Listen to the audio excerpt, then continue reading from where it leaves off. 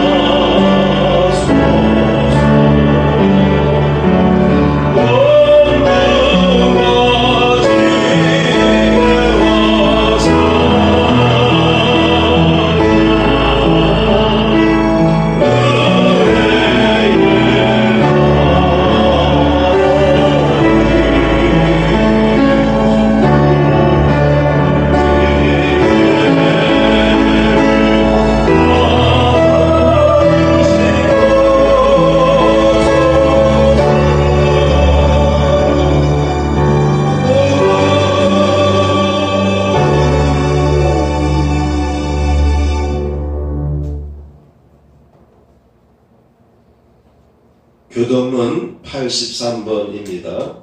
아멘. 자리에 앉습니다. 죄악이 나를 이겼사오니 우리의 허물을 주께서 사하시리이다. 주께서 택하시고 가까이 오게 하사 주의 뜰에 살게 하신 사람은 복이 있나이다. 아멘.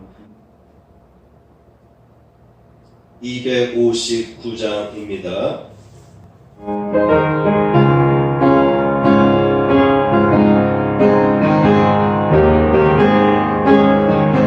예수 십자가에 흘린 피로서 그대가 지키어 있는가. 더러운 내 회개하는 그대를 참 이제 하는가. 예수의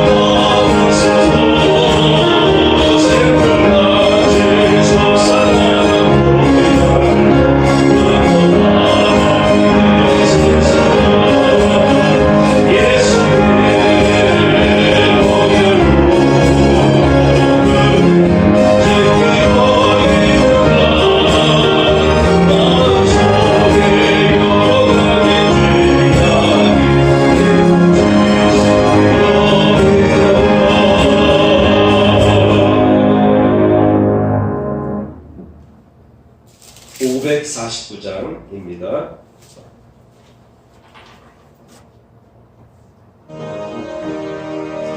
내 주여 그대로 행하시옵소서. 공동과 영원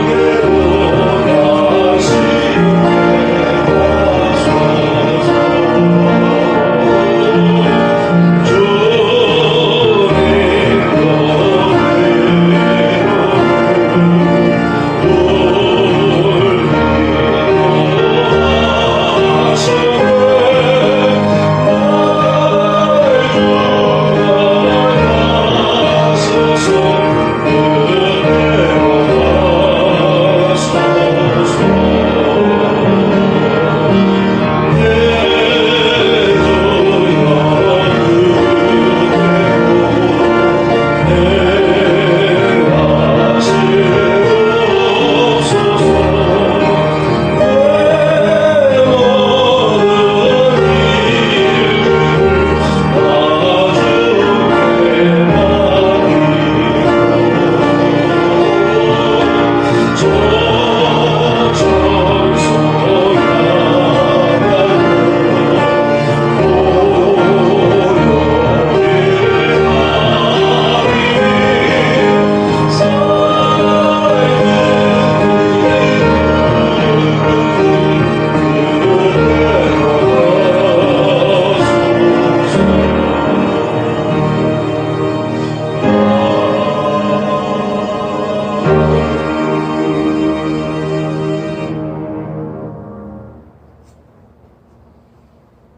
말씀 보겠습니다. 오늘 말씀은 창세기 3장 1절에서 13절까지의 말씀입니다.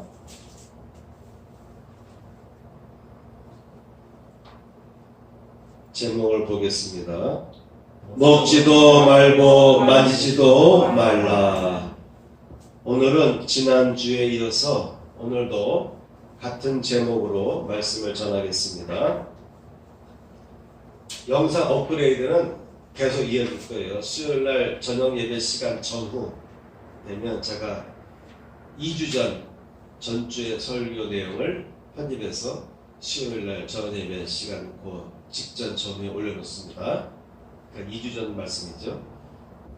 그래서 여러분들이 말씀을 유튜브에 올려있는 그 예배 영상을 통해서 다시 한번 예배 드리시고 또 말씀을 다시 한번 받을 수 있는, 접할 수 있는 그런 시간이 되기를 바라고요. 여러분들 꼭 일주일에 한 번씩은 영상을 틀어놓으세요. 틀어놓으시고 찬양이나 또한 말씀을 자꾸 들어보시면 영의 새로운 변화이랄까요. 영적 은혜가 분명히 임합니다. 말씀을 전하겠습니다. 오늘은 지난주에 이어서 똑같은 본문과 제목으로 말씀을 전합니다. 먹지도 말고 만지지도 말라. 지난주 내용은 생략하고 지난주에 전하지 못한 말씀을 잠깐 깃들여서 전하고 오늘 준비된 말씀을 전하겠습니다. 첫 번째는 먹지도 말고 만지지도 말라라는 것이죠. 먹지도 말고 만지지도 말라. 에덴 동산에 많은 나무가 있었어요. 그 중에 먹을 수 있는 나무들도 있었는데 동산 중앙에 있는 나무 하나는 먹지 말라라고 하나님께서 명하셨습니다. 제가 생각을 해봤어요. 도대체 왜 하나님은 먹지 말라라고 하는 나무 선악과를 동산 중앙에 놓고서는 명했을까? 먹지 말아야 될 것이라면 아예 에덴 동산에다가 놓지 않았으면 에덴 동산에 자라지 않게 놔뒀으면 됐을 텐데 왜 하필이면 그것도 동산 중앙에 한가운데의 센터에 딱 세워놓고서는 다른 것을 다 먹어도 되는데 이것을 먹지 마라고 했을까? 그렇죠. 여러분 한번 그런 생각 안 들었습니까? 왜 하나님 하필이면 선악과를 두셔가지고 먹지 말라 했을까? 차라리 선악과를 거기다 심지 않았으면 됐을 텐데. 선악과가 도대체 무엇일까요? 선악과가 도대체 무엇일까요? 3절 6절 보면은 여자가 그 나무를 본즉 먹음직도 하고 보암직도 하고 지혜롭게 할 만큼 탐스럽기도 한 나무인지라 라고 기록되어 있습니다. 사단도 하와에게 설득하기를 어떻게 했냐면은 너희가 그것을 먹으면 하나님과 같이 되어서 선악을 알 줄을 하나님이 알기 때문에 먹지 못하게 했다. 선악을 아는 것은 하나님만 알 수 있는데 너희들까지 알게 될까봐 먹지 못하게 했다라고 이렇게 말을 비틀었어요. 오늘 말씀에 부족한 것은 지난주 설교를 들으면 이해됩니다. 그러니까 하나님과 같이 되는 것이죠. 하나님과 같이 선과 악을 알게 되는 지혜의 상태에 놓이게 된다는 것이죠. 지혜를 획득할 수 있게 된다라는 것이죠. 하와도 나무를 보니까 열매를 보니까 먹음직도 하고 보암직도 하고 지혜롭게 할 만큼 탐스럽기도 한 나무인지라 라고 기록되어 있어요. 역시 하와가 볼 때도 지혜롭게 할 만큼인 것이죠. 하나님의 지혜에 도달할 정도의 하나님은 지혜의 하나님이십니다. 그런데 그 나무를 보니까 열매를 보니까는 지혜롭게 할 만한 탐스러운 열매였다라고 되어 있어요. 여러분 사무엘 하 14장 17절과 20절에 보면 이런 내용이 있습니다. 이는 내 주 왕께서 하나님의 사자같이 선과 악을 분간하신 이니이다. 내 주 왕의 지혜는 하나님의 사자의 지혜와 같아서 땅에 있는 일을 다 아시나이다. 다윗 왕에게 한 여인이 고백하기를 당신은 하나님의 사자 같다. 하나님의 천사 같다 이 말이에요. 하나님의 천사 같다. 근데 이 천사의 특징이 뭡니까? 선과 악을 분간하는 능력이 있어요. 천사의 능력에는 선과 악을 분간하는 능력이 있습니다. 그러니까 선악과를 먹게 되면 선과 악을 분간하는 능력이 생기는 것 같아요.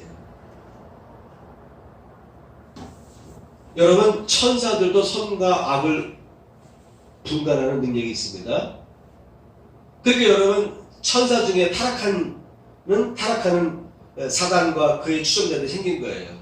선과 악을 분간할 수 있는 능력이 생기는데 천사들은 하나님의 말씀을 순종하면서도 선과 악을 구분하고 있는데 사단의 무리들은 하나님의 말씀을 불순종하면서 선과 악을 구분하는 능력이 있는 거예요. 이것이 바로 사단의 세력과 하나님의 말씀을 따르는 천사들, 하나님의 사자들의 특징이 나눠지는 것입니다. 그러니까 하나님의 지혜, 그 지혜는 뭐냐면 선과 악을 구분하는 지혜인데 근데 왜 아담과 하와는 먹어서는 안 되는가? 왜 사람은 먹어서는 안 됩니까? 선과 악을 구분해서는 안 됩니까? 곰곰이 생각해봤어요. 왜 그럴까? 왜 선과 악을 구분하는 선악과를 먹지 말라 했을까? 여러분 이 정도 한번 의문을 갖고 생각해 보시기 바랍니다. 사람은 선과 악을 구분하고 통제하고 다스릴 수 있는 자기 자신을 다스릴 수 있는 능력이 아직 준비가 안 된 거예요. 하나님은 그런 능력이 있습니다. 근데 사람은 아직 선과 악을 구분하는데 더 나아가서 자기 자신을 통제하고 다스리는 능력이 부족한 거예요. 천사들도 마찬가지죠. 선과 악을 아는데 자신을 다스리는 능력이 부족한 것이 있어요. 그렇게 해서 타락한 존재들이 사단과 그를 따르는 천사들입니다. 악령들입니다. 그러나 하나님의 말씀을 순종하고 따르는 천사들도 아직도 존재하고 있죠. 그래서 하나님은 먹지 말라고 명하신 것입니다. 자, 근데 왜 하필이면 먹지 말라고 했을까요? 자, 보세요. 에덴 동산에는 수많은 과실들이 있습니다. 수많은 열매를 맺는 나무들이 많이 있었어요. 근데 그 모든 열매는 어떡하라? 다 먹어라. 다 먹어도 된다. 다스리고 지배하고 정복하라. 너희는 땅과 바다와 강과 하늘에 있는 모든 생명체들을 다스리고 관리하고 지배하고 정복하라고 말씀하셨어요. 그런데 딱 하나는 하지 말라고 했습니다. 왜 하지 말라고 하셨을까요? 여러분, 하지 않는 것이 나에게 복이 되기 때문에, 하지 않는 것이 나에게 유익이 되기 때문에 하지 말라고 한 것인데 딱 한 가지만 하지 말라고 하셨어요. 나머지는 다 해도 된다. 나머지 너희가 하고 싶은 대로 다 해. 근데 하나만 하지 말라는 것입니다. 여러분, 어떻게 보면 왜 하나님은 하지 말라고 하셨을까? 그 조건을 없앴으면 좋았을 텐데 라고 하는데, 하지 않는 것이 나머지 99%, 99.99999. 하나는 하지 않는데 나머지는 다 해도 된다.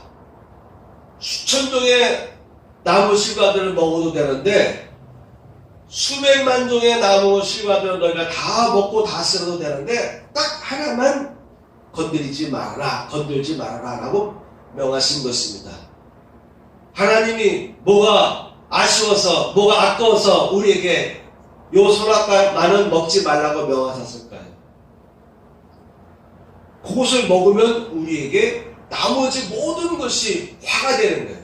그 하나 건드림으로 인해서 지금까지 내게 줬던 모든 축복이 다 물러가는 거예요. 오염되고 물러가는 것입니다. 그래서 하지 말라고 하신 거예요. 하나님이 하지 말라고 한 것은 짓궂으셔서 하지 말라고 한 것이 아니라, 그것을 건드리면 나에게 화가 임하기 때문에 그것만큼만은, 그 하나만큼만은 건드리지 말아라. 그러나 나머지는 다 해도 된다. 이렇게 이해하시면 생각이 좀 바뀌죠. 아, 하나님은 좀 짓궂은 하나님이 아니시구나. 나머지가 다 나의 것이 되게 하기 위해서 요거 하나만큼만은 하지 말라고 하셨구나 라고 이해하시면 좀 더 이해가 됩니다. 그런데 이 선악과는 도대체 무엇일까요? 선은 무엇이고 악은 무엇일까요? 선이란 하나님께서 하라고 한 것을 다 하면 선이 되는 것이에요. 하나님 말씀대로, 하나님 뜻대로 하나님께서 허용하신 것을 하는 것 자체가 다 선이 되는 거예요. 수백 가지, 수천 가지, 수백만 가지 우리가 할 수 있는 모든 것 다 선이 되는 거예요. 하나님의 뜻 안에서 하나님이 하라고 했기 때문에 그것을 행할 때는 다 선이 되는 거예요. 하나님은 창조하시고 모든 것을 바라보시면서 보기 좋았더라, 심히 좋았더라. 하나님께서 심히 좋게 보셨기 때문에 좋게 보이는 모든 것들은 다 선한 것입니다. 그럼 악은 무엇이냐? 하지 말라고 하는 것을 행하는 것이 악인 것이에요. 불순종하는 것. 그 많은 것 중에 딱 하나 하지 말라고 하는 이것을 어기는 것이 악이요, 이것이 죄인 것입니다. 하나님은 우리 인간에게 모든 가능성을 열어주시고 모든 것을 다 주셨어요. 이 땅에 있는 모든 것을 다 주셨는데 하나만 하지 말아라. 하나님께서 하지 말라고 하는 명령에 대해서는 철저히 순종해라. 이 조건이에요. 이 딱 한 가지 조건만을 내세운 거예요. 하나만 하지 말아라. 동산 가운데 있는 선악과만큼만은 먹지 말아라. 선을 알고 악을 알며 분별하는 그것이 문제가 아니라, 하나님께서 하지 말라고 하는 것을 범하는 것, 인간이 불순종하고 범하는 것, 그것이 나쁘다는 거예요. 그 딱 하나만은 인간이 해서는 안 된다고 하는 것입니다. 그런 의미에서 하나님은 선악과를 동산 중앙에 놔두신 것이에요. 그러니까 인간을 짓궂게 괴롭게 하기 위해서 인간의 운명을 이와 같이 죄악의 길로 갈 수 있는 가능성을 열어주시기 위해서 한 것이 아니라 인간은 자유로운 존재인데 나 다른 모든 것을 다 행하되 다 할 수 있을 때 내가 하지 말라라고 하는 요 하나만큼만 하지 말라라고 명하셨는데 아담과 하와는 그것을 범한 것입니다. 이것이 사람의 약점이에요. 다른 것은 다 해도 되는데 하나만 하지 말라라고 하는데 이게 불공평한 것입니까? 수만 가지, 수천 가지, 수백만 가지 다 해도 되는데 하나만 하지 마. 근데 인간은 그것을 참지 못하고 그것을 범하고 말았어요. 그것이 죄인 거예요. 그것이 악인 것입니다. 하지 말라라고 하는 그 단 한 가지를 어기는 그 자체가 죄라고 하는 것이에요.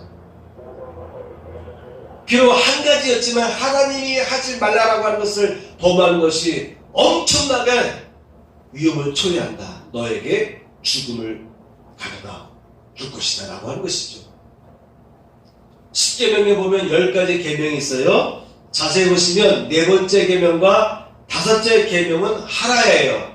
뭐냐면 네 번째 안식일을 지켜라, 주일을 지켜라, 안식일을 지켜라 라고 하시고 다음 명령은 내 부모를 공경하라 라고 말씀하십니다.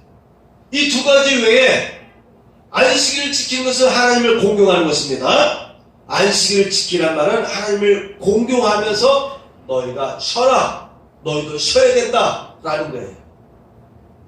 그리고 내 부모를 공경하라. 이 두 가지만 하라고 나머지는 하지 말라. 8가지가 하지 말라. 선악과를 먹을 당시만 해도 수백만 가지 중에 하나만 하지 말라 했는데 10계명에서는 10개 중에 8가지는 하지 말라, 2가지만 하라고 이렇게 바뀌었어요.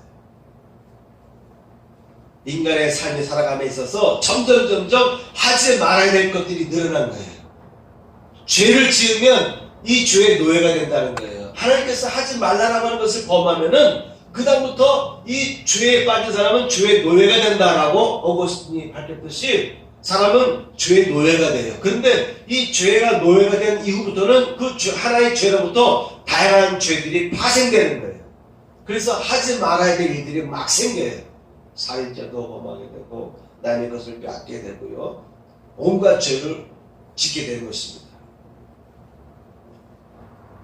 자, 사단의 유혹과 타락의 과정을 살펴보도록 하겠습니다. 사단은 유혹할 때요, 첫 번째 생각을 왜곡해서 틈새를 열어서 접근합니다. 1절 보면은 참으로 정말 너희에게 동산 모든 나무의 열매를 먹지 말라 하시더냐. 이렇게 접근해 오는 거예요. 모든 것을 먹지 말라 하시더냐. 하나님께서 모든 것을 먹되 하나만 먹지 말라고 했는데 사단은 어떻게 접근합니까? 모든 것을 먹지 말라 하시더냐 라고 하면서 오히려 부정적인 것을 부각시켜요. 하와는 말합니다. 동산 나무의 열매를 우리가 먹을 수 있으나 동산 중앙에 있는 나무의 열매는 하나님의 말씀에 너희는 먹지도 말고 만지지도 말라 너희가 죽을까 하노라 하셨느니라. 자, 여기서 죽을까 하노라, 너희가 죽을까 하노라 이렇게 말씀했다라고 하와가 사단에게 얘기를 합니다. 죽을까 하노라 라는 말은 뭐냐면은 영어 성경에 보니까 lest you die로 되어 있어요. lest란 단어를 보면은 뭐뭐 할까 하지 않을까, 뭐뭐 하지 않을까라는 뜻을 담고 있다고 되어 있어요. 뭐뭐 하지 않을까. 그러니까 좀 말이 좀 바뀐 것이죠. 죽지 않을까 이렇게 말이 바뀐 거예요. 원래 성경에는 you shall die, 너는 반드시 죽을 것이다 라고 되어 있는데 lest you die로 바뀌어버렸어요. 죽지 않을까라는 말로 바뀝니다. 여러분 성경 말씀 보시기 바랍니다. 2장 17절을 보세요. 2장 17절. 자, 읽습니다. 시작. 선악을 알게 하는 나무의 열매는 먹지 말라. 내가 먹는 날에는 반드시 죽으리라 하시니라. 하나님께서 어떻게 말씀하셨어요? 반드시 죽을 것이다. You shall die. 너는 반드시 죽을 거야. 너는 먹어서는 안 돼. must. 반드시 너 뭐 행해서는 안 되는 거야. 그것을 범하게 되면 너는 반드시 죽을 것이다 라고 되어 있어요. 그런데 오늘 본문에 보면은 하와가 어떻게 말을 바꿉니까? 죽을까 하노라. 죽을까 하노라 라고 말을 바꿨어요. 뭐뭐 하지 않을까? 뭐뭐 하지 않을까라는 말이죠. 뭐뭐 하지 않을까. 그러니까 확실하게 어떻게 된다는 것이 아니라 뭐뭐 하지 않을까라는 염려적인 차원의 말로 바뀌는 거예요. 뉘앙스가 이렇게 바뀌는 거예요. 아담에게서 들은 하와의 마음에도 변화가 일어났어요. You shall die. 너는 반드시 죽을 거야 라는 말이 죽을까 라는 말로 바뀌는 거예요. 이렇게 말씀이 약간 비틀어지는 거예요. 약간 희미하고 약간 뉘앙스가 바뀌는데 그것이 무엇이 뭐 중요하다고 해라고 안 하지만 그 약간의 뉘앙스가 바뀌지만은 그것으로 인해서 사람의 의식이 무너지기 시작하는 것입니다. 그래서 사단은 사람의 접근에 올 때요 틈새를 노려요. 말씀을 자꾸 왜곡시켜요. 모든 열매를 먹되라고 되어 있는데 과연 참으로 모든 열매를 먹지 말라 하시더냐라고 말을 이렇게 비틀어서 접근해 옵니다. 그리고 시간이 지나면은 아담에게 들은 하와가 사단과 접촉하다 보니까 아담이 정해준 그 말 그대로를 답습하지 못하고 하와도 말을 약간 비틀어서 죽을까 하노라 라는 말로 약간 바꿔버려요. 긴장이 완화되는 것이죠. 그래서 사단은 다가올 때요 사람의 생각을 왜곡하게 만들어요. 그리고 틈새를 열어요. 그러면서 접근하는 것입니다. 그때 사람은 무너지기 시작합니다. 두 번째, 적극적으로 왜곡시킵니다. 하와가 좀 말을 이렇게 왜곡시켰죠. 죽을까 하노라. 반드시 죽을 거야 라는 말을 죽을까봐 걱정돼. 이렇게 바꾼 거예요. 여러분, 말 하나, 단어 하나가 사람의 마음을 바꿔버려요. 사람을 무너뜨리게 만드는 겁니다. 그때 사단이 다가와서 적극적으로 붙잡습니다. 죽을까 염려되라고 이렇게 죽을까 하노라라고 이렇게 하나님께서 우리에게 금지시켰다라고 했을 때 그 틈을 붙잡고 사단은 아니야 결코 죽지 않을 거야. 결코 죽지 않을 거야 라고 받아쳐서 사단은 하와에게 유혹합니다.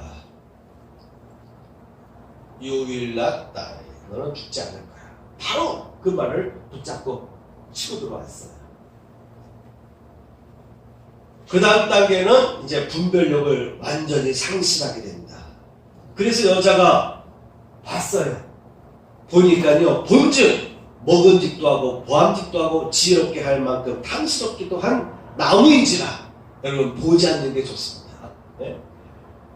보면은 사람이 유혹을 당하는 거예요. 유혹을 당하는 거예요. 하지 말라라고 하는 것은 보지 않는 게 좋습니다. 보는 순간 하와의 마음이 완전히 무너졌어요. 보니까 진짜 그럴 것 같아요. 참 맛있어 보이고 탐스럽고 지혜롭게 할 만큼 탐스럽게 보였어요.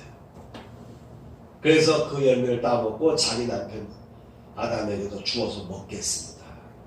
여러분, 믿음의 배우자를 만나는 것이 복이 될 것을 여러분 아시기 바랍니다.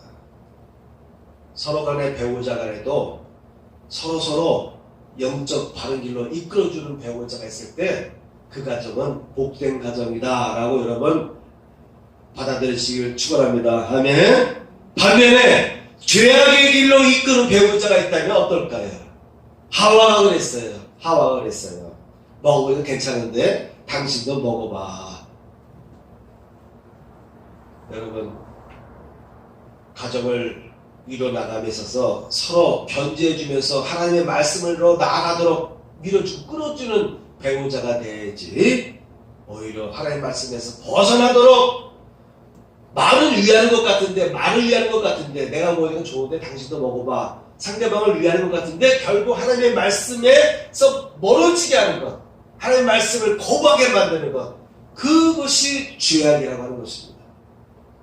분별력을 상실합니다. 네 번째 같은데. 자, 그 다음 항목, 생수와 가짜 생수에 대해서 생각해 보겠습니다. 먹을 것과 먹어서는 안 되는 것을 생각해 보도록 하겠습니다. 로마서의 말씀 보면은 내 지체 속에서 한 다른 법이 내 마음의 법과 싸워서 내 지체 속에 있는 죄의 법 아래로 나를 사로잡아 오는 것을 보는도다. 내 마음 안에서 두 법이 싸우는 것을 보는 거예요. 두 법이 싸우는 것을 보는 것입니다. 두 법이 싸우는데 한쪽에서는 하나님의 뜻을 향해 가려고 하고 한쪽에서는 죄의 법 아래로 나는 자꾸 끌어당긴 것을 내가 본 거예요. 나 자신을 객관화시킨 거예요. 내 자신을 객관화시켜보니 내 마음 안에서 두 법이 싸우는 것을 나는 봤다! 라고 사도 바울은 고백하고 있습니다. 내 안에서요, 육체의 소욕과 성령이 서로 충돌하는 것을 사도 바울은 경험했습니다. 여러분, 하나님의 말씀은 진리입니다. 예수께서 말씀하시기를 나는 진리다, 나는 생수다, 내 살을 먹는 자는 나는 떡이다, 내 떡을 먹는 자, 내 생수를 마시는 자는 줄이지 아니할 것이고 목마르지 아니할 것이다 라고 말씀하셨습니다. 하나님의 말씀을 접하게 되면요, 변화가 일어나는데 생각의 변화가 일어나는 거예요. 생각의 변화가 일어나는 것입니다. 우리 크리스찬들이 이 부분에 있어서 약해요. 신앙생활 하면은 말씀을 자꾸 듣고 마시고 먹고 소화시키면은 어떤 변화가 일어나느냐? 생각의 변화가 일어난다고 하는 것입니다. 생각이 넓어져요. 생각이 깊어집니다. 그러므로 크리스찬은 넓은 생각을 할 수가 있어야 돼요. 크리스찬은 깊은 생각을 할 수가 있어야 됩니다. 오늘날 현대인들은 어떤 사람은 넓은 지식을 가진 사람이 있어요. 넓게 생각을 해요. 그런데 깊지 않은 사람이 있습니다. 또 어떤 사람은 뭐 하나를 파면 깊이 파고 들어가요. 그래서 깊이 생각을 해요. 근데 주변과 연계시키지 못합니다. 그래서 외골수에 빠질 수가 있어요. 그런데 성령이 임한 사람, 하나님의 말씀대로 살아가는 크리스찬들에게는 하나님의 말씀을 먹고 마시는 사람에게 특징은 뭐냐면 성령이 임하는데 생각이 넓어져요. 생각이 넓어져요. 편협한 생각에 갇히지 않습니다. 다양한 생각들을 듣고 이해하고 소화하고 연관시키는 능력이 생깁니다. 더 나아가서 추리까지 하게 됩니다. 그리고 깊이 들어갑니다. 깊이 들어가서 어떤 것이 잘못된 것이고 어떻게 하면 가다가 처음에 잘 가는데 점점 곁길로 빠지는 것을 다 파악하게 되는 거예요. 그래서 깊이 들여보게 되는 것이죠. 그리고 풍성해집니다. 생각이 풍성해집니다. 성령이 마시면 이러한 생각의 변화가 일어납니다. 반면 성령께서 내 안에 충만하지 못할 때는 반대 현상이 일어나게 돼 있어요. 왜? 죄를 범하기 때문에 그렇습니다. 죄를 범하지 않을 때는 사람이 생각하는 모든 생각이 다 선한 거예요. 그래서 아담의 생각이 폭넓고 깊고 풍부했어요. 그래서 하나님은 아담에게 모든 생명체에 대해서 너가 이름을 정하라. 네가 다 다스리고 이름도 정해줘라. 하다못해 하와의 이름도 하나님께서 아담에게 허락하셨어요. 그래서 아담이 이 사람은 하와다 라고 이름을 정한 거예요. 누가? 아담이 자기 부인 이름까지 정했습니다. 창조는 하나님이 하셨지만 이름은 아담이 했어요. 그 정도로 원래의 인간의 모습은요, 생각이 폭넓고 아름답고 풍부해요. 깊고 하나님이 다 허락할 정도로. 그런데 죄를 범하게 되면요, 이런 생각이 둔해지기 시작하는 거예요. 둔해지기 시작합니다. 요즘엔 치매가 나이 먹으면서 자꾸 발생하기 때문에 이것이 사회적인 문제가 되는데, 예전에 치매 초기 때 그 사진을 보니까 뇌가 줄어든다 하더라고요. 뇌 주변에 이렇게 물질이 있나 본데 그 부분이 이렇게 좀 줄어드나 봐요. 그래서 뇌가 줄어든다 이런 표현을 하더라고요. 여러분, 우리의 생각이 줄어들면 안 됩니다. 풍부해져야 돼요. 하나님의 말씀을 먹게 되면 생각이 풍부해져요. 넓어져요. 깊어집니다. 그래서 실수하지 않습니다. 그렇지 않은 마음이 그냥 갈대같이 바뀌지 않습니다. 우리가 깊이 있기 때문에 갈대처럼 마음이 너무 흔들리고 뽑히지 않습니다. 사람은 흔들리는 갈대라고 하는데, 갈대라고 말하는데, 근데 말씀을 깊이 묵상하는 사람은요, 말씀 안에 사는 사람은요, 하나님 뜻대로 살려도록 하는 사람은요, 마음이 흔들리지 않습니다. 마음이 넓어요. 그리고 깊습니다. 그리고 풍성합니다. 생각이 풍성합니다. 자, 근데 반대로요, 가짜 생수가 있죠. 가짜 생수. 거짓된 물. 거짓된 물을 마시게 되면, 거짓된 것을 음식을 먹게 되면 어떤 일이 벌어집니까? 생각의 변화가 일어나는데 편협된 사고에 빠지게 돼요. 나는 옳다고 생각하는데, 내가 옳다고 생각하는데 주변 사람들은 아니야, 너 지금 잘못 생각하고 있어 라고 위험 신호를 자꾸 줘. 근데 내 생각이 틀려서 볼 때는 난 틀리지 않았거든. 그래서 충돌하게 됩니다. 그리고 대화하다가 자존심 상하게 되면 마음의 문을 닫아버려요. 에이, 너희들 대화 안 해. 내 생각이 옳아 라고 하면서 자기 생각에 갇히게 됩니다. 편협된 사고와 꽉 막힌 생각에 갇히게 돼요. 하나님의 말씀에서 멀어지게 되는 이런 생각의 변화가 일어납니다. 사단은 사람에게요 다가오는데 위하는 것 같지만 사실 나에게 위협을 주기 위해서, 해를 끼치기 위해서 나에게 다가오는 거예요. 참으로 너에게 먹지 말라 하더냐, 동정하는 것 같고 위하는 것 같지만 결국은 여인을 무너뜨리기 위한, 틈을 벌리기 위한 접근이었죠. 가짜 생각, 잘못된 생각을 불어넣어 주는 것입니다. 여러분, 적절치 않은 물들이 많습니다. 우리가 먹는 물 중에는 유익한 물이 있고요, 유익하지 않은 물이 있습니다. 맹탕물도 있어요. 그렇죠? 그래서 우리 물을 먹을 때도 물을 구분해서 마셔요. 수돗물 먹어도 되는데, 또 우리가 마시는 물들은 전부 다 정화시킨 물을 먹으려고 합니다. 어떤 물은 너무 정화시켜서 미네랄이 거의 없는 물도 있다고 하지 않습니까? 그래서 요즘에 나오는 정수기 보면은 필터가 2개밖에 없어요. 옛날에 4개씩 장착돼가지고 미네랄을 다 걸렀어요. 그래서 오히려 물에 영양가가 없었는데 지금 보니까 필터가 2개밖에 없더라고요. 그만큼 이제 덜 걸러내는 것 같아요. 물들 중에도 제주도 삼다수 물이 있을 것이고, 뭐 평창에서 오는 물이 있을 것이고, 여러 지역의 안반에서 퍼올리는 물들이 있어요. 그 물마다 특징이 있겠죠. 약수물도 지역마다 그 약수물의 특징이 있지 않습니까? 그래서 좋은 물을 먹으려고 우리가 노력을 하고, 더 비싼 물이라도 좋다고 하면 그 물을 사서 마시려고 하는 것입니다. 어떤 물은 물인데 산성물이 있어요. 산성물을 먹으면 우리 몸에 유익하지 않지요? 그래서 알칼리 물을 먹어야 된다 해서 요새 또 알칼리 정수시키는 또 기계가 나와서 비싸요. 또 그런 물을 먹는 사람들이 있습니다. 영양분이 부족한 물이 있고, 오염된 물이 있고, 치명적인 또한 물도 있어요. 그렇죠? 거기에 대장들이 들어가 있고 말이죠. 세균이 들어가 있는 물이 있습니다. 더 나아가서 독이 든 물도 있습니다. 사단은 우리에게 절대 유익한 물로 다가오지 않습니다. 물은 물인데, 같은 모양의 물인데 그 물 속의 내용을 보니까 우리에게 해를 끼치는 물을 가지고 다가오는 것입니다. 적절치 않은 먹을거리들을 우리는 구분해서 먹어야 됩니다. 그렇죠? 제가 식이왕성에서 웬만한 걸 다 먹어요. 먹어서 안 될 것들도 웬만하면 다 먹습니다. 군것질을 많이 하고, 그러다 보니까 인스턴트를 많이 먹다 보니까 내 몸에는 안 좋은 것들이 많이 쌓였을 것 같아요. 이 코로나 때 우리 교회에서 마시는 그 음료는 두유를 많이 준비했죠.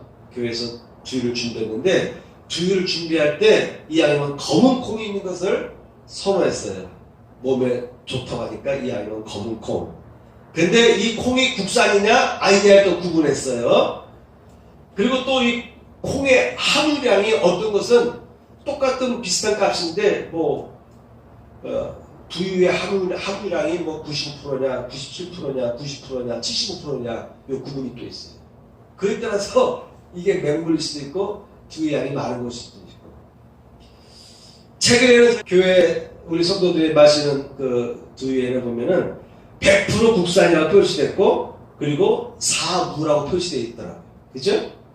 사무가 뭐냐니까 합성 향료, 거품 제거제, 유화제, 안정제 이게 없다는 거예요. 우리는 그냥 두유하면 다 좋은 줄 알고 마셨는데 그 속에 보니까 유화제도 있고 안정제도 있다. 이게 안 좋으니까 그걸 뺐다는 거 아닙니까? 더 나가서 거품 제거제까지 있네요. 합성 향료도 없다. 이렇게 사무로 표시되어 있어요. 똑같은 두 가지 음료가 있었는데 하나는 혼합 작곡들이 또한 첨가된 게 있고 최근에 여러분들이 마시는 거는 고칼슘이 이제 들어가 있는 거예요. 똑같은 걸 마시더라도 우리에게 다양하게 이런 면에서 유익한 것이 있고 이런 면에서 우리에게 좋지 않은 것들이 있다 이거예요.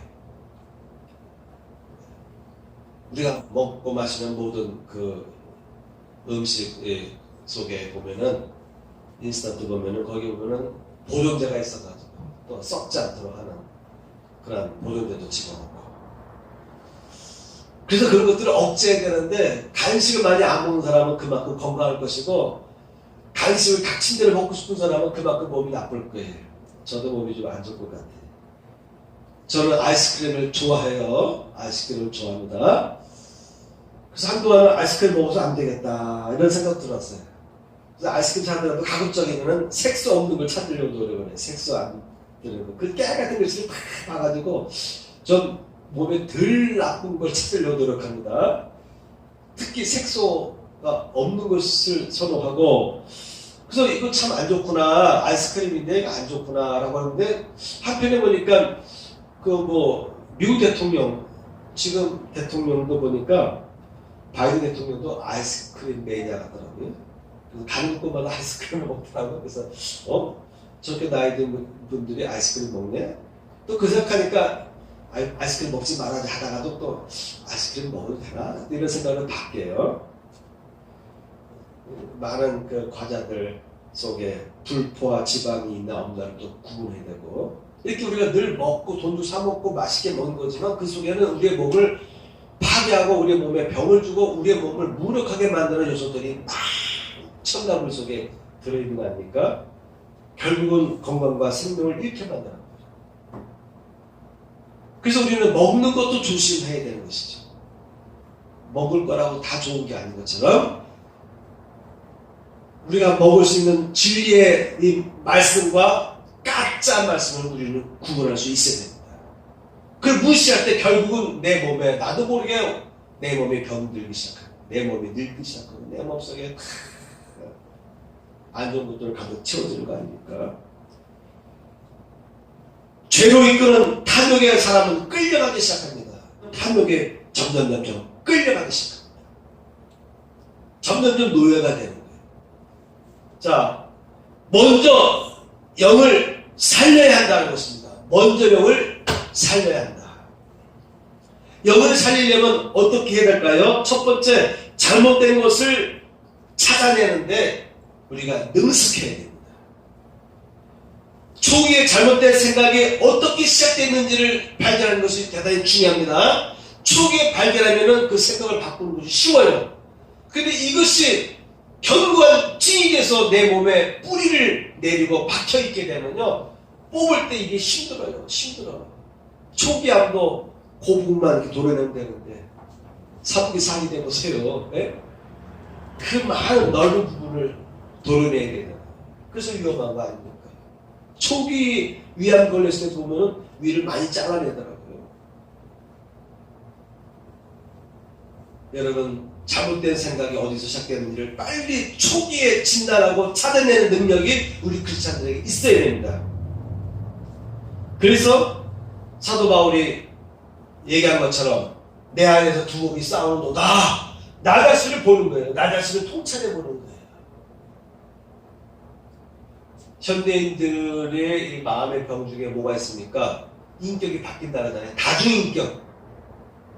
순간 자기가 이런 인격으로 지금 움직이다가 자기도 모르게 또 다른 인격의 행동을 하고 생각을 할 때 우리는 그 사람을 보고 다중인격이라는 거예요. 그래서 어떻게 봅니까? 자기 자신을 보는 거예요. 나의 여러 가지 인격의 변화들, 나의 다중인격적인 변화의 흐름을 보면서 내 마음 안에서 또 두 마음이 싸우는 것을 보면서 이러면 안 되는구나. 이거 잘못된 것이라는 것을 이렇게 보고 있는 거예요. 그리고 성령님 도와주세요. 나는 원치 않는데 자꾸 내 안에서 다른 법이 성령의 법을 거스르려고 행동합니다. 도와주세요. 하나님께 기도합니다. 이런 영성이 바로 크리스찬의 영성이 돼야 돼요.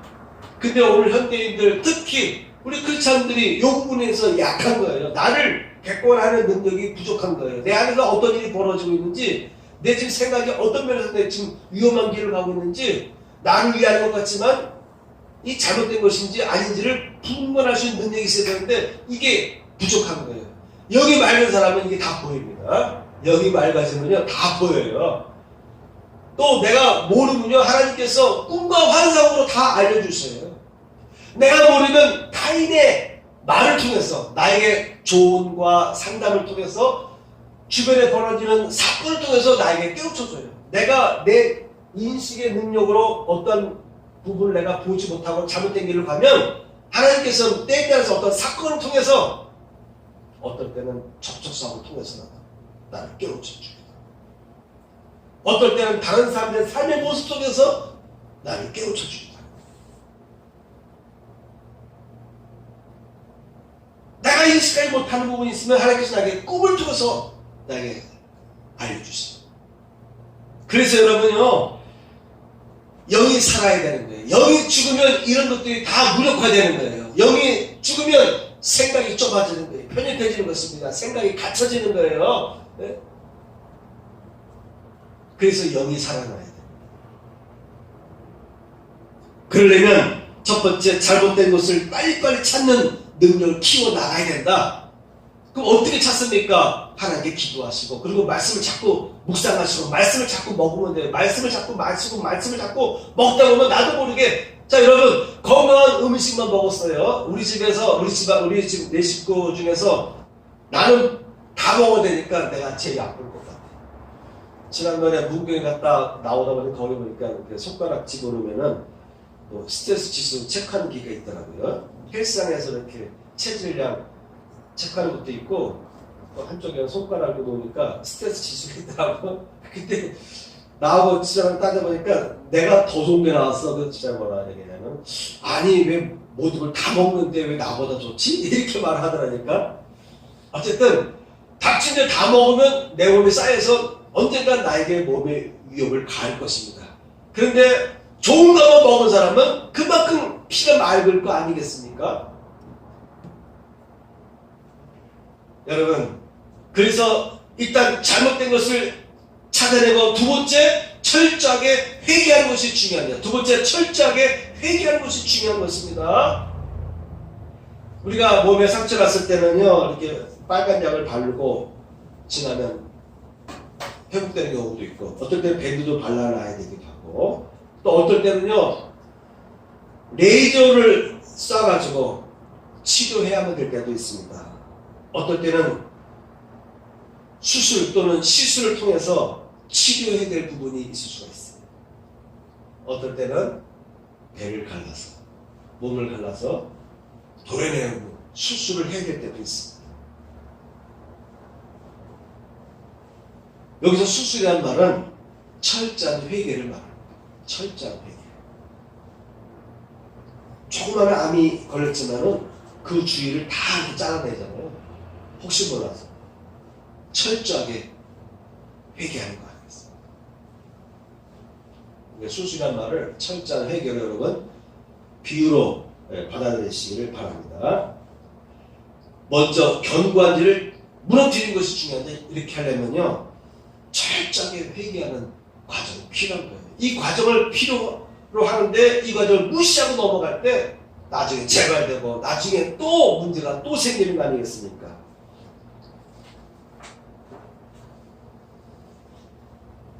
그래서 먹지도 말고 만지도 말라라는 이 하나님의 말씀을 우리는 붙잡을 필요가 있어요. 하지 말라면 아니 돌아서세요. 다가가지도 마세요. 대화하지도 마세요. 네? 이란과 여러분 만나지도 마시기 바랍니다. 거짓 복음을 전하는 사람들하고 접촉하지 마세요. 절대 보기 안 돼요. 먹지도 말고 만지도 말고 보지도 말자. 악한 것은 거부하세요. 하나님께서 하라고 하는 것은 열심히 하시기 바랍니다. 근데 하라고 하는 것이 무궁무진해요. 하나님께서 원하지 않는 것, 하나님과 멀어지는 것, 하나님께서 하지 말라는 것은 나의 행복을 위해서 내가 99개 행복 줬고 다 줄게. 그런데 하나만 하지 말아라. 근데 그 하나조차도 그걸 함으로 인해서 너의 행복이 뺏기기 때문에 하지 말라는 거야. 그러니까 너는 내가 하지 말라는 것을 하지 말아라. 이렇게 하나님께서 우리에게 당부하고 계십니다. 여러분 하나님께서 하지 말라는 것을 절대 하지 마시기 바라고 하라는 것은 적극적으로 여러분 펼쳐나가시기 바랍니다. 그 자체가 삶이 선한 삶이 되기 때문에 여러분 마음껏 행하시기 바랍니다. 하나님 안에서 마음껏 행하시기 바랍니다. 근데 여러분 그렇게 살아가기 위해서는 여러분 여기 맑아야 돼요. 여기 맑고 하나님의 말씀, 하나님의 생수를 자꾸 마시고 살아가셔야 됩니다. 마지막 진리의 말씀을 쫓아 성령을 마시며 살아가는 것이 중요합니다. 사도 바울이 고백하잖아요. 내 안에서 두 몸이 싸웁니다. 그러니까 사도 바울은 보긴 봤어요. 근데 그걸 이길 힘이 없어. 내 안에서 두 몸이 싸우는 걸 보긴 보는데 그걸 통제하고 완벽하게 이길 힘이 부족한 거야. 그래서 오라 나를 공고한 자다. 누가 이 사망의 법에서 나를 구원하라. 성령님 도와주세요. 하나님 도와주세요. 보긴 보는데 이걸 이길 힘이 없어요. 사람은 내가 이렇게 해서는 안 된다는 걸 알게 알아. 근데 그 알게 아는데 그걸 뛰쳐버릴 수 있는, 통제할 수 있는, 제거할 수 있는 능력이 부족한 거예요. 그래서 먹지 말라 하는 거예요. 그래서 우리는 기도하셔야 돼요. 성령님 도와주세요. 내가 안 하고 싶은데 내게 이걸 이길 힘이 부족합니다. 도와주세요. 그래서 여러분 성령을 마셔야 돼요. 성령을 자꾸 마시고 성령을 자꾸 보충받으셔야 됩니다. 보충받는 비결은 하나님 말씀을 자꾸 듣는 것입니다. 믿음은 들으면서 난다. 믿음은 들으면서 난다. 여러분 성령을 자꾸 마시게 되면 승리할 수 있습니다. 아멘. 그것이 여러분의 가정이 행복하게 된 비결이에요. 여러분이 살고 여러분이 건강해지고 여러분의 가정이 건강해지고 여러분의 가정에 하나님의 축복이 임하는 비결이 바로 여기에 있어요. 찬양하겠습니다. 제가 지난 설교와 이번 설교 내용을 이렇게 전했는데 하나님께서 자꾸 새로운 말씀 주시기 때문에 또 첨가했고 지난주 못다한 말씀도 있기 때문에 어쨌든 제가 2주를 전서 말씀을 전했습니다. 지난주 설교 말씀 들어보시고 또한 이번 설교 말씀도 또 2주 후에 또 들어보시면서 말씀을 강화해 나가셔서 저 사람은 고리타분해, 저 사람은 편협해, 저 사람은 왜 저래 이런 소리를 듣지 마시기 바랍니다. 야, 저 사람 지렸다. 야, 저 사람은 뭔가 확 튀었단 말이지. 예? 근데 저 사람의 말은 틀린 적이 없어. 이런 말을 들을 수 있는 여러분 되시기 바랍니다. 아멘? 가족들로부터 그런 소리 들으셔야 돼요. 그래서 가족들이 물어봐야 돼요. 어떻게 하면 좋을까? 가족들이 모일 때마다 얘야 어떻게 하면 좋을까? 오빠, 예? 동생아 어떻게 할까? 이렇게 주변 식구들이 이렇게 물어볼 수 있는 사람이 되셔야 돼요. 머리가 밝으셔야 돼요. 찬양 두 곡 부르겠습니다. 아니 목회장에 가보니까 안 걸린 사람이 거의 없네. 여기 보니까 안 걸린 사람 나밖에 없는 것 같기도 하고 그렇죠. 근데 그래도 우리 교인들 중에는 안 걸린 사람이 많이 있어요. 이제 코로나가 이제 어느 정도 이렇게 원상 회복 단계까지 왔는데 여러분의 몸도 면역력이 자꾸 증강되도록 노력하시고 또 조심할 것은 조심하시고 그래서 오늘 한 해도 하나님께서 여러분과 함께 축복을 줄 수 있는 그런 한 해를 살아갈 수 축복합니다. 아멘. 두 곡 부르겠습니다. 주님만 사랑합니다.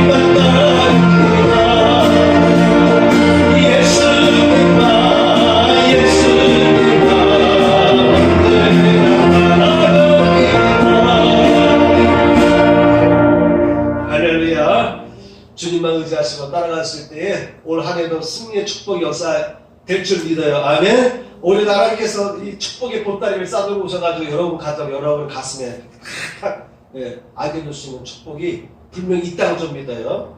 이거 가로막는 게 있어요. 이걸 막는 게 있어요. 이거를 제거하셔야 돼요. 주님 뜻대로 살기로 했네. 부인하셔서 주님 뜻대로 살기로 했네. 이 찬양을 드렸습니다.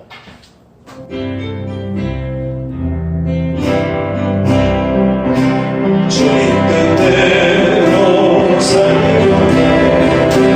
주님 뜻대로 살기로 해.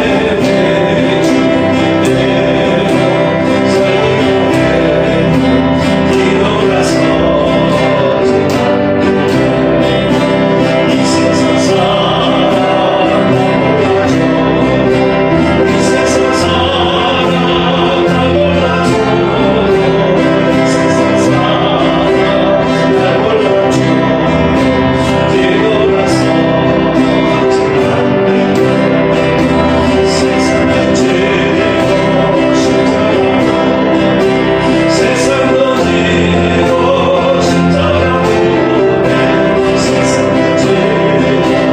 십자가로 일어나서 주님 뜻대로 주님 뜻대로 살기로 주님 뜻대로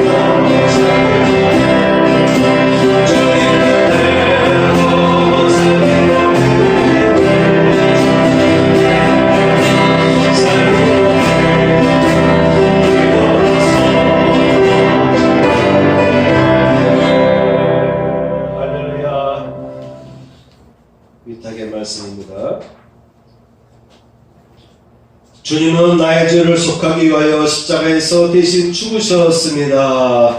주여 내 죄가 사려졌습니다. 주님은 채찍에 맞으셨습니다. 제가 치료를 받았습니다. 아멘. 가슴에 손 얹고 기도 올립니다. 기도하겠습니다. 할렐루야. 하나님 아버지 감사합니다. 오늘도 하나님 앞에 나와서 드려주는 귀한 예물이 있습니다. 11조를 드리는 가정 위에 그 손길에 11조의 복이 임하게 해주시고 감사와 주일 예물로 하나님께 봉헌한 손길에도 하나님이 흠양하시고 복의 복을 더하여 주옵소서.